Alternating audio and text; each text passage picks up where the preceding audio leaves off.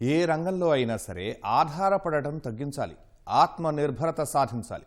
ఎప్పటి నుంచో ఇదే లక్ష్యాలతో పనిచేస్తోంది మోదీ సర్కార్. ఈసారి బడ్జెట్లోని కేటాయింపులు, నిర్ణయాలు ఆ ఆలోచనలకు కొనసాగింపు. వీటిలో అత్యంత కీలకమైంది రేర్ ఎర్త్ మినరల్స్ కారిడార్ల ఏర్పాటు. అరుదైన ఖనిజాల నిల్వలు దేశీయంగా ఉన్నప్పటికీ వాటిని వెలికితీసే విషయంలో వెనుకబడుతోంది భారత్. చైనాపై ఆధారపడాల్సి వస్తోంది. ఆ దేశం ఏకఛత్రాధిపత్యంతో ఎన్నో ఇబ్బందులు కూడా ఎదుర్కొంటోంది. ఇకపై ఈ సమస్య ఉండకూడదన్న ఉద్దేశంతో అరుదైన ఖనిజాల నిల్వలున్న 4 రాష్ట్రాలను కలుపుతూ కారిడార్లు ఏర్పాటు చేస్తామని ప్రకటించింది కేంద్ర ప్రభుత్వం. వీటిలో ఏపీ కూడా ఉంది. ఈ కారిడార్లతో దేశీయ అవసరాలు తీరడంతో పాటు ఇక్కడి సంస్థలకు పెద్ద ఎత్తున ఊతం అందుతుంది. అసలు రేర్ ఎర్త్ మినరల్స్ అంటే ఏంటి? వీటి వల్ల కలిగే ప్రయోజనాలేంటి?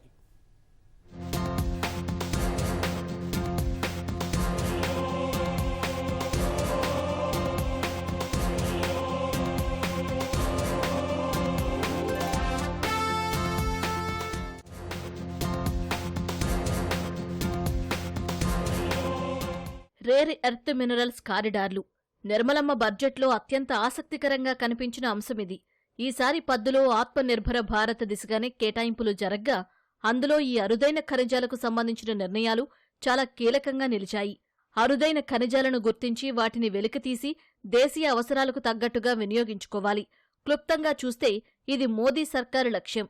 అందుకు అనుగుణంగానే ఈసారి బడ్జెట్లో అరుదైన ఖనిజాలను వినియోగించుకునే దిశగా అత్యంత కీలక ప్రకటన చేసింది. ఈ రేర్ మినరల్స్ ఎక్కువగా ఉన్న 4 రాష్ట్రాలు కలిపి ప్రత్యేకంగా కారిడార్లు ఏర్పాటు చేస్తామని వెల్లడించింది.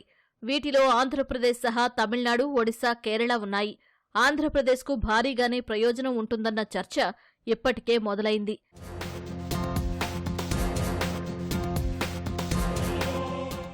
ఇక్కడ తప్పక ప్రస్తావించాల్సిన విషయం ఒకటి ఉంది. ఈ మధ్యే ఈ రేర్ ఎర్త్ మినరల్స్ కు సంబంధించి ప్రత్యేకంగా పథకం తీసుకొచ్చింది కేంద్ర ప్రభుత్వం. Rare earth permanent magnets REPM పేరిట ఈ అరుదైన ఖనిజాలు వెలికితీసేందుకు వీలుగా 7,280 కోట్లు కేటాయించింది.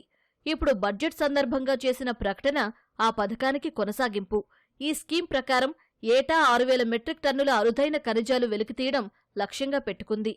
ఈ మేరకు ఓ 5 సంస్థలను బిడ్డింగ్ ద్వారా ఆహ్వానించి ఒక్కో సంస్థ ఏటా 1,200 మెట్రిక్ టన్నుల మేర ఉత్పత్తి చేసే విధంగా చర్యలు తీసుకోవాలని భావించింది.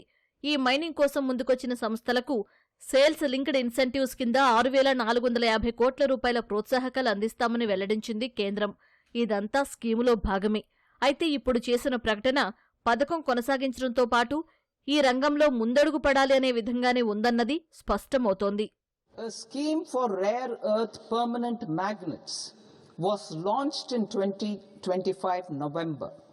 We now propose to support the mineral-rich states of Odisha, Kerala, Andhra Pradesh and Tamil Nadu to establish dedicated rare earth corridors to promote mining, processing, research and manufacturing.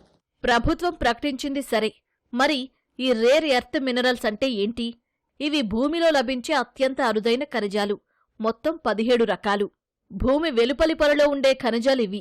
అంత సులభంగా వీటిని వెలికితీయలేరు. పైగా వీటిని బయటకు తీయడం ఖర్చుతో కూడుకున్న పని. అందుకే వీటిని అరుదైన ఖనిజాలుగా పరిగణిస్తున్నారు. వీటిలో 2 రకాలుంటాయి. అటామిక్ వెయిట్ ఆధారంగా వీటిని విభజిస్తారు. అందులో లైట్ రేర్ ఎర్త్ మినరల్స్లో లాంథనం, సీరియం, నియోడిమియం ఉన్నాయి. వీటిని వాహనాల బ్యాటరీలలో వినియోగిస్తారు. రెండో రకం హెవీ రేర్ ఎర్త్ మినరల్స్.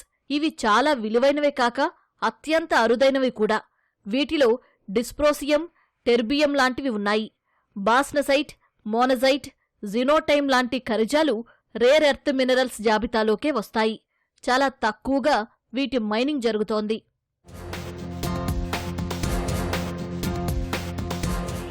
ఈ అరుదైన ఖనిజాలను ఎలక్ట్రానిక్స్, ఎలక్ట్రిక్ వెహికల్స్లో ఎక్కువగా వినియోగిస్తారు. అత్యాధునిక రక్షణ సామగ్రితో పాటు సెమీకండక్టర్లకు ఈ ఖనిజాలే కీలకం. కాస్త సరళంగా చెప్పుకోవాలంటే స్మార్ట్ ఫోన్లలో స్క్రీన్ లైట్, స్పీకర్లతో పాటు వైబ్రేషన్ లాంటి ఫీచర్స్ పనిచేయాలంటే ఈ అరుదైన ఖనిజాలే ముఖ్యం. మోనజైట్ ద్వారా యురేనియం, థోరియంను కూడా పొందే అవకాశం ఉంటుంది. మోనజైట్ ఇసుక నుంచి నియోడైమియం, ప్రాసోడైమియం వంటి కీలక మూలకాలు వేరు చేయడం ద్వారా అయస్కాంతాల తయారీ అవసరమైన ముడిసరుకు పొందొచ్చు. గ్రీన్ ఎనర్జీలో స్వయం సమృద్ధి సాధించవచ్చు. కాని వీటిని వెలికితీయడమే సవాలనుకుంటే వాటిని వేరు చేసి వినియోగానికి అనువుగా మార్చడం మరో సవాలు. సాంకేతికంగా చూసుకున్నా, పర్యావరణ పరంగా చూసినా ఇది చాలా కష్టతరమైన ప్రక్రియ. ప్రస్తుతం అందుబాటులో ఉన్న సాంకేతికత ఎన్నో రెట్లు నవీకరించుకుంటే తప్ప ఇది సాధ్యపడదు. కేంద్రం లక్ష్యం పెట్టుకున్నట్టుగా ఈ ఖనిజాలు అందుబాటులోకొస్తే ఎలక్ట్రిక్ వాహనాల తయారీ రంగంతో పాటు పునరుత్పాదక ఇంధన రంగం, ఎలక్ట్రానిక్స్ రంగాలు బలోపేతమవుతాయి.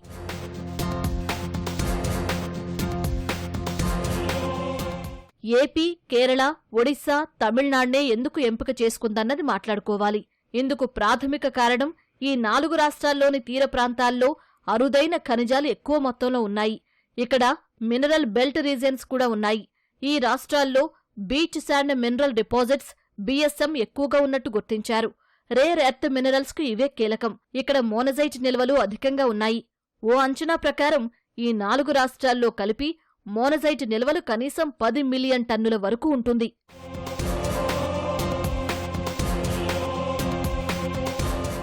ఈ 4 రాష్ట్రాల్లో ఏపీ గురించి ప్రత్యేకంగా చెప్పుకోవాలి. రాష్ట్రంలో శ్రీకాకుళం నుంచి కృష్ణా జిల్లా వరకు సముద్ర తీర ప్రాంతంలో బీచ్ శాండ్ నిల్వలు అధికంగా ఉన్నాయి. వీటిలో మోనజైట్, ఇల్మినైట్, రూటైల్, గార్నెట్, సిల్మనైట్, జిర్కాన్ వంటి అరుదైన ఖనిజాలు లభిస్తాయి. Atomic minerals directorate for exploration and research ప్రకారం ఏపీలోని తీర ప్రాంతంలో సుమారు 3.72 మిలియన్ టన్నుల మోనజైట్ ఉందని అంచనా. దేశవ్యాప్తంగా ఉన్న మోనజైట్లో ఇది 30 నుంచి 35%. శ్రీకాకుళం, విజయనగరం, విశాఖపట్నం, తూర్పుగోదావరి, పశ్చిమ గోదావరి, కృష్ణా, గుంటూరు, ప్రకాశం, నెల్లూరు ప్రాంతాల్లో ఈ నిల్వలు అధికంగా ఉన్నాయి. ఈ అన్ని ప్రాంతాల్లోనూ మైనింగ్ ప్రక్రియ మొదలైతే పెద్ద ఎత్తున రాబడి వచ్చే అవకాశాలు ఉన్నాయంటున్నారు విశ్లేషకులు. ఒడిశా, ఛత్రపూర్ ప్రాంతం ఇప్పటికే వీటి ప్రాసెసింగ్లో ముందు ఉంది. కేరళలోని చావరా, తమిళనాడులో మణవాళకురిచి వంటి దక్షిణ జిల్లాల్లో ఈ నిక్షేపాలు ఎక్కువ ఉన్నాయి. ఈ రేర్ ఎర్త్ ఎలిమెంట్స్ యొక్క కారిడార్లు కనుక పెంచినట్లయితే మనకి ముఖ్యంగా 3 దశల్లో మనం ఎక్స్ప్లెయిన్ చేయొచ్చు. ఇక్కడ ఈ గనుల తవ్వకాలు, అలాగే వాటి ప్రాసెసింగు, అలాగే వాటిని రిఫైనింగ్ చేయడానికి కావాల్సినటువంటి పరిశ్రమలన్నింటినీ కూడా ఒకే చోట మనం అభివృద్ధి చేయడానికి అవకాశం ఉంటుంది.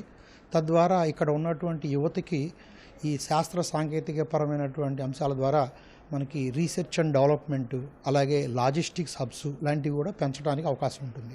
ఇండియా మినరల్స్ ఇయర్ బుక్ లెక్కల ప్రకారం ఏపీ తర్వాత ఒడిశాలో 3.16 మిలియన్ టన్నుల మోనజైట్, తమిళనాడులో 2.47 మిలియన్ టన్నులు, కేరళలో 1.84 మిలియన్ టన్నుల మేర నిల్వలున్నాయి. 4 రాష్ట్రాల్లో కలిపి 12.73 మిలియన్ టన్నుల మోనజైట్ నిల్వలున్నాయి. అందుకే ఈ 4ంటినీ కలిపి కారిడార్లు ఏర్పాటు చేసేందుకు ముందుకొచ్చింది కేంద్ర ప్రభుత్వం. వీటి ద్వారా మైనింగ్, ప్రాసెసింగ్, రీసెర్చ్, మ్యానుఫ్యాక్చరింగ్పై పూర్తి స్థాయిలో దృష్టి సారించనుంది. నిల్వలు ఏ ప్రాంతాల్లో ఉన్నాయో అక్కడి నుంచి processing plants, research institutes, manufacturing clusters ఇలా అన్నింటినీ కలిపి ఓ వ్యవస్థ రూపొందించాలని ప్రణాళికలు రూపొందిస్తోంది కేంద్రం. దీని ద్వారా రవాణా మెరుగుపరచడంతో పాటు దేశీయ ఉత్పాదకతలో పోటీ పెంచాలన్నది మరో లక్ష్యం. ఈ కారిడార్లతో దేశీయంగా ఓ ఏకోసిస్టమ్ తయారు చేయాలన్నది కేంద్ర లక్ష్యం. అరుదైన ఖనిజాలు వెలికితీసి వాటికి విలువ జోడింపు చేయడం ద్వారా రాబడి రాబట్టుకోవాలని చూస్తోంది. క్రమంగా ఈ మైనింగ్ పెరగడం వల్ల దేశీయ సంస్థలకు ఊతం లభిస్తుంది. అయితే ఇప్పుడు కేంద్రం ఈ రేర్ ఎర్త్ మినరల్స్ పై దృష్టి పెట్టడానికి ఓ కారణముంది. నిజానికి ఈ విషయంలో చైనా దశాబ్దాలుగా ముందంజలో ఉంది. ప్రపంచవ్యాప్తంగా సుమారు 60% మేర అరుదైన ఖనిజాలు చైనాలోనే ఉన్నాయి. పైగా ఉత్పత్తి విషయంలోనూ 90% మేర చైనా నియంత్రణలోనే ఉంటోంది. ఫలితంగా భారత దేశీయ అవసరాల కోసం చైనాపై ఆధారపడాల్సి వస్తోంది. ఇలా ఇతర దేశాలపై ఆధారపడడం మన జాతీయ భద్రతకు ఎప్పటికైనా ముప్పే. వాటి యొక్క లభ్యత తక్కువ ఉంటుంది కాబట్టి వీటిని రేర్ ఎర్త్ ఎలిమెంట్స్ అని చెప్పి అంటున్నారు. అంటే లాంథనమ్ నుంచి స్టార్ట్ అవుతుంది ఎలిమెంట్స్. ఇవి కేవలం ఆంధ్రనే కాదు, తీర ప్రాంతం ఎక్కువ ఉన్నటువంటి రాష్ట్రాల్లో, మన దక్షిణాది రాష్ట్రాలు తీసుకున్నట్లయితే ఒరిస్సా కావచ్చు, ఆంధ్ర, కేరళ, కొంతవరకు కర్ణాటక, అన్ని చోట్ల ఉన్నాయి. ఇవి already Indian rare earths limited అని చెప్పి చాలా గతంలో స్టార్ట్ చేసినటువంటి ఒక సెంట్రల్ గవర్నమెంట్ ఆర్గనైజేషన్ ఉంది. కానీ ఇప్పుడున్నటువంటి పరిస్థితుల్లో గ్లోబల్గా వస్తున్నటువంటి అవసరాలకి, సప్లై చైన్స్కి మనకి చైనా చాలా పెద్ద లీడర్గా ఉంది. దానికి సమాంతరంగా మనం ఫారిన్ కంట్రీస్ మీద ఆధారపడకుండా మనం స్వావలంబన సాధించడం కోసం సెంట్రల్ గవర్నమెంట్ ఈ ప్రతిపాదన చేసింది. చైనా కొన్ని ఖనిజాల ఎగుమతులపై ఆంక్షలు విధించిన సందర్భాలు ఉన్నాయి. అది ప్రపంచ సరఫరానే దెబ్బతీసింది. ఈ నేపథ్యంలో ప్రవేశపెట్టిన నేషనల్ క్రిటికల్ మినరల్ మిషన్ ద్వారా దేశీయంగా వాటి అన్వేషణ పెంచడంతో పాటు విదేశాల్లోని ఖనిజ గనుల ఏర్పాటుపైన దృష్టి సారించింది కేంద్రం. ప్రస్తుతం వీటిల్లో 80% పైగా దిగుమతులు చేసుకుంటోంది. రేర్ ఎర్త్ మినరల్స్ నిల్వల్లో ప్రపంచంలోనే భారత్ 5వ స్థానంలో ఉన్నా ప్రాసెసింగ్ సవాళ్లతో వెనుకబడిపోతుంది. కొత్త కారిడార్ల ద్వారా చైనాపై ఆధారపడడం తగ్గించడంతో పాటు దేశీయంగా ఈ రంగంలో ఆత్మనిర్భరత సాధించాలని అతిపెద్ద లక్ష్యాన్ని నిర్దేశించుకుంది. 1500 కోట్లతో కీలక ఖనిజాల రీసైక్లింగ్ పథకం కూడా ప్రారంభించారు. దీని ద్వారా ఎలక్ట్రానిక్ వ్యర్థాలు, పాత బ్యాటరీల నుంచి ఈ విలువైన ఖనిజాలు తిరిగి పొందడానికి అవకాశం ఉంటుంది.